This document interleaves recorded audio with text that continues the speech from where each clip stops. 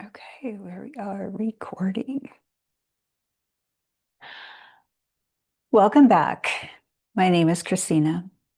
And this is Tea Time. Today, I am going to read to you a piece of Sabrina Ocean's Chronicles. And I believe I said this in the last video that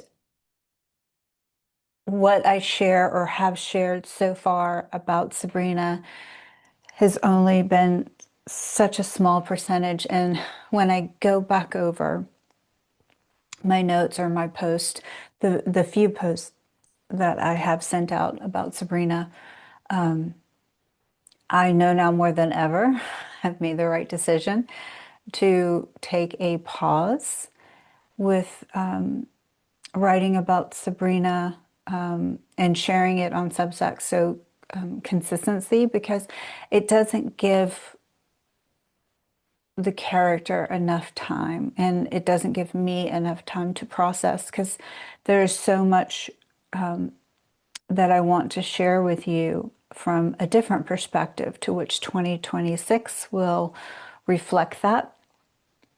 So I will be deep diving into the sacred contracts from Carolyn Myss and the archetypes, among many other things. And it's been a part of my journey all my life. And you'll soon see that it's part of yours if you continue on this path with me over the next year. So I'm starting out with The Forest of Becoming, which is chapter 1, The Threshold, which is in the hero's journey, is part of, it's one of the many different experiences that you go through. And this is all ties in together with the theme for next year. So I want to read this to you. This is the, if you were to put it into archetypes, it would be the invisible child, the magical child, and you can name some more archetypes once you read it yourself. So sit back, relax, have a cup of tea, and enjoy. And it's not perfect, but I do want to share it with you. And that's the goal for me, is I don't want to be perfect. That's too much responsibility. I just want to share with you what comes to me and the expression. So, to imperfectionism, here we go. The Forest of Becoming, Chapter 1, The Threshold.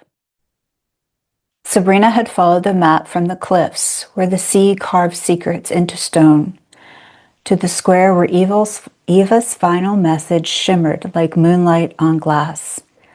The chapel, the voice, and the box. 3 words had begun the unraveling. You are ready. Now Sabrina stood where ink met earth, where memory became landscape. Not silent, but listening. The garden had gone still. Not silent, but listening. Lanterns swayed in the warm breath of night, casting long shadows against the walls, and once painted with climbing vines and old symbols. Somewhere in the distance, laughter from the festival still lingered, but here, inside the courtyard, time slowed like breath between heartbeats. Sabrina stood at the edge of the overgrown path, the map from the copper box open in her hands. By the light of a single flame, she retraced the inked lines, watercolor paths coiling like veins through the estate, ending at a gate that shouldn't exist. But it did.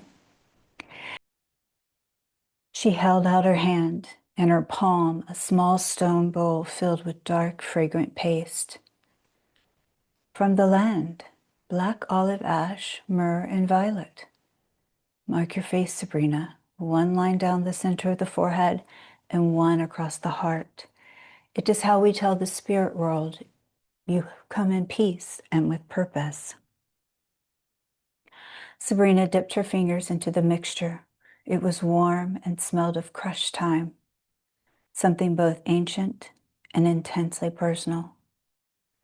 She followed Maria's instructions. Her breath quickened, not from fear, but from remembering.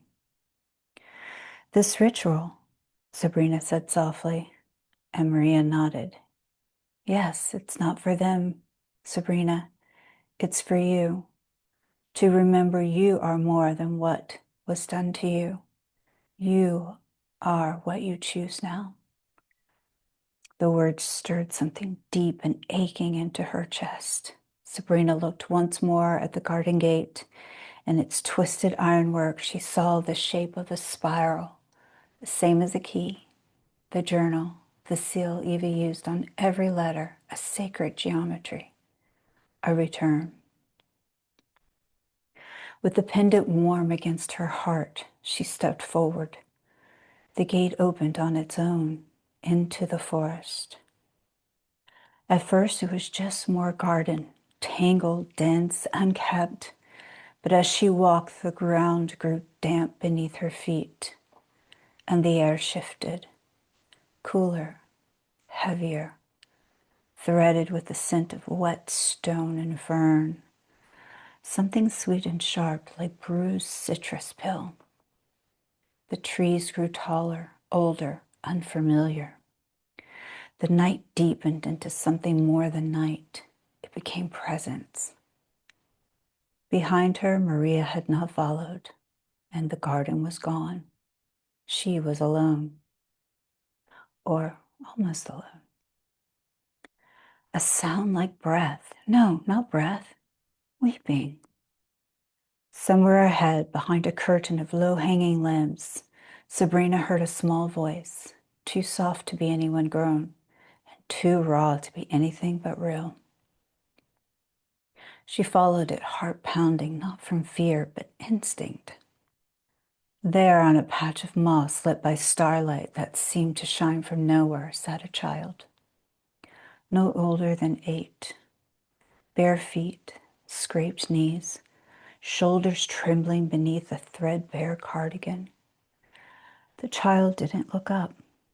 Sabrina's knees nearly gave because she knew that cardigan. She knew those bare, dirt-smeared feet and the pale scar above the brow. It was her. Was this a memory? A vision? A dream? It was the girl she had been, still lost in the place where the pain first entered. She was the little girl in the moss. Sabrina stepped forward, one foot into the moss, and the other still caught in the pool of hesitation. The girl didn't move. She sat curled inward, thin arms wrapped around her knees, face hidden. Even in silence, Sabrina could hear the ache inside her, centuries deep.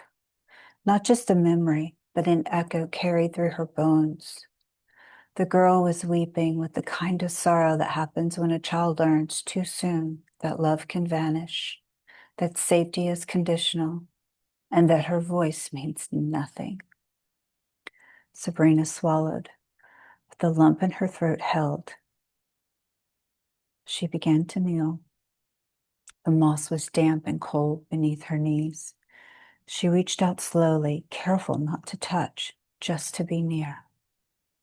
I remember you, she said, her voice cracked, not from fragility, but from truth, unspoken too long. You used to sleep with the light on and your shoes by the door in case you had to run. The child flinched. I remember the way he'd speak softly before the storm, Sabrina continued, how you disappeared inside your body, how you learned to float above it. You thought that it was your fault, that you were too much or not enough. The girl began to stir slightly, not to face her, but to listen. You tried to be small, Sabrina whispered. You thought if you were quiet, good, invisible, it would stop. You protected everyone but yourself. A breath, shaky, trembling, inhale from the child. Sabrina's hands hovered. You can look at me. I won't turn away. And slowly the girl lifted her head. Her eyes were wide, wet, ringed in shadow, but behind them fire. The early light of defiance, the first spark of the woman Sabrina would become. I was alone, the girl said. Her voice was hoarse but steady. You weren't supposed to be, Sabrina said, and it wasn't your job to survive what no one protected you from. The girl's chin quivered. I forgot how to ask for help. I know, Sabrina said, but I'm here now. I remember for both of us. Silence again, but not empty, thick with sacred tension of witnessing. And then Sabrina did something she'd never done, not in memory, not in dreams. She held her. She opened her arms, and the girl climbed into them, tense at first, shaking, and then finally releasing the sob of years, the kind that split sound from soul. Sabrina held her through it, forehead pressed to brow, as if to say, I have you now. You no longer have to carry this alone. The scent of gardenia rose from nowhere, sweet, heavy, impossible to ignore. Sabrina closed her eyes, and she felt Eva's presence move through the trees like moonlight. And then a voice. You found her, came a voice. Maria's, but far away like thunder on the other side of a dream. The girl in her arms shimmered, not fading, but merging, becoming light, becoming memory rewritten. And then silence. Not absence, but peace. The return. Sabrina stood alone again in the forest, but something in her body was different. It was lighter and stronger. Her hands no longer trembled. Her breath was steady. Yet a soft sound behind her, a soft rustle like silk over stone. She turned around, and there by the roots of an enormous tree sat Audrey, Eva's white Persian cat, her fur glowing faintly under the astral light. Audrey blinked once, slowly, then stood there, and then slowly began walking away as if to witness the event as confirmation of what's to come. As Audrey slowly walked away, Sabrina followed, step by step. The trees thinned, the moss receded, and the air grew warmer. She was walking back, not out of a dream, but into her body, into the present, carrying more than she had ever dared before. She emerged through the hidden gate, back into the garden. The lanterns around town were out now. Only the stars remained.